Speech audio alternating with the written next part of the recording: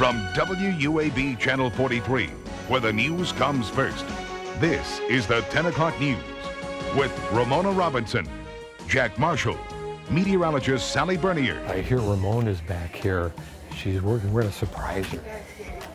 Ramona, do you remember me? A lot of outsiders didn't believe in us, but in the newsroom, we felt like we could make this work. I think it goes back to being here at the right time, at the right place, and people were looking for something a little bit different and something new. Working with Ramona is A very rewarding experience, and Jack is. a real professional. He gave so much of himself to everyone, not just me, but I literally, I am not exaggerating, I never had a bad day working next to Jack Marshall. Jack Marshall, terrible man. Have you ever met him? What a horrible, no, he's one of the nicest guys I've ever met. He really is. But wouldn't it be funny if I had some like real terrible story about Jack Marshall? We were very complimentary about everything we said about you. They told us we had to be nice, and all the nice things we said about you were on a prompter. I couldn't even ad lib. I had to say It was all written. It was all written by you. The art department needed a graphics computer. The weather department needed a graphics computer. But because of the budget, we had to share one. In all 31 years doing Cleveland sports broadcasting, and it all started at the 10 o'clock news in January of '88. And sports director Gib Shanley. Gib had a very, very dry sense of humor. He was fun to work with. He would tell it like it is, and you knew what you were going to get with Gib. He's your sports director. Go out and say hello to him.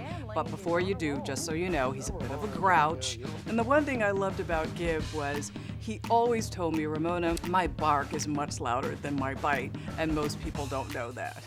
Gib kind of did his thing, and he let us do ours while we all worked as a team. It was constant interaction, and it was Gib and these three guys in their 20s.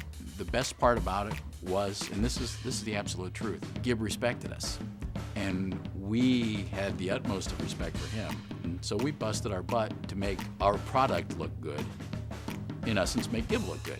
In the annals of Channel 43's production history was actually the closing of Old Cleveland Stadium, where the grounds crew came in, dressed in tuxes, took the old home plate, put it in a limo, and took it away. And then we also covered the opening of the brand new stadium at Progressive Field in 1994. Who's got the excitement? 43's the one. Who should you turn to when you want a front row seat? Who plays the home team? Channel 43. We all know it's awful tough to get tickets at Jacobs Field. So the easy way to see the Indians is to get all the munchies ready, turn on Channel 43, sit down on the comfortable couch, and let our guys give you the best seat in the house. Well, I think the festivities are wonderful, Jack and Ramona. There's only been one glitch so far, and I'm involved in it. SeaWorld was one of my favorite locations in Cleveland. Just loved it. And we did a series of specials with Jack Hanna. Let me guess, another SeaWorld special for Channel 43, right? You got it. You remember Jack Marshall, don't you? I mean, he looks like he's ready, but I don't know what he's ready for. Well, he gets to do all the dangerous parts of the show, and I'm delegated to the easy interviews. Well, that's not too fair. Let me see if I can rearrange a few things, but first, just how brave are you? Brave enough to give Jack Marshall a run for his money. Haha, this will be fun. I remember being completely drenched. The camera was drenched. We had to shut down because Shamu just spit a whole mouthful of water all over us. Also, there was the Fanfare for Cleveland, done at the Terminal Tower, in conjunction with the folks from Disney. So we had a ton of fireworks. We had images, I think, on the Terminal Tower of Disney characters. There was a lot of planning, a lot of promotion that was done, and it was really cool that Ramona and I were on this gigantic set, this Disney set, right on Public Square. And also, there was a couple years where we carried fireworks on Channel 43 live from Edgewater.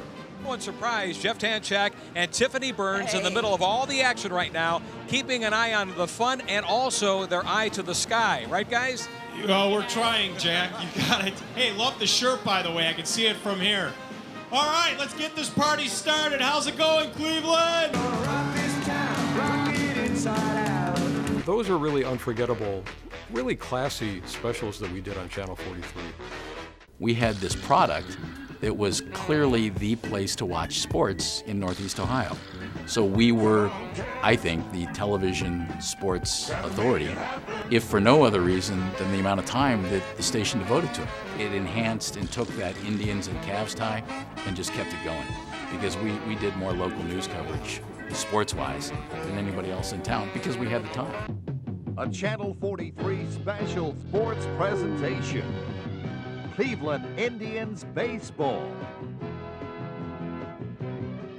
Tonight, the Indians face the Toronto Blue Jays. On May 15th of 1981, unbeknownst to us, it was to be a very special night. It started off with Joe Tate's birthday, and all kinds of crazy things were going on. We had Eastern Onion, a cake in the booth, and I was directing the middle innings of a game that was really going nowhere on a very bleak night at the old stadium.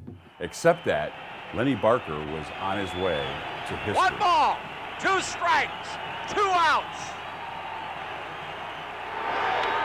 Fly ball, center field. Manning is there.